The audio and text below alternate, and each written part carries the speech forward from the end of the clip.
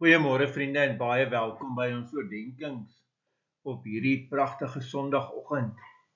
En ja, ons is al besig met Johannes 8 van vers 21.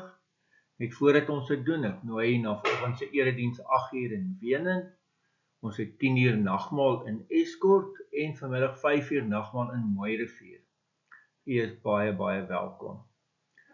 Geliefdes, Johannes 8 vers 21. Jesus het toe weer vir hulle gesê, ek gaan weg, en julle sal my soek, en in julle sonde sterf, waarheen ek gaan, kan julle nie kom nie.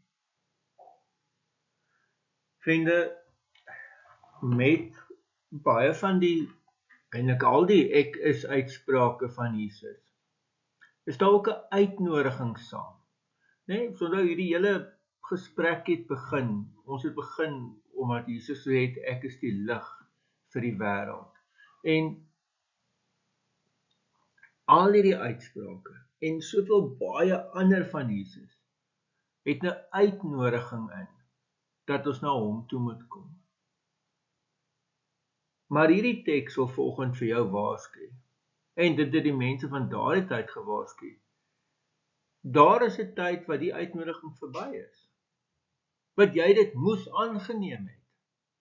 Want as jy dit nie doen nie, en dis hoekom hy vir die Jode sê, ek gaan weg en julle sal my soek.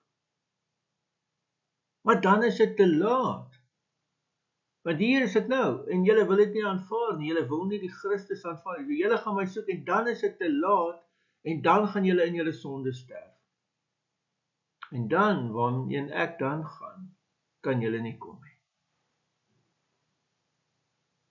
Jou vriende, is eintlik 'n verskriklike harde woord, maar dis die realiteit van die evangelie.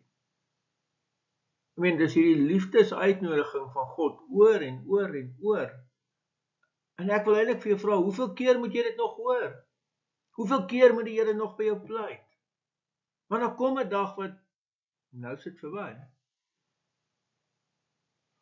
So ek wil vanoggend by jou smeek. Gryp hierdie geleentheid aan.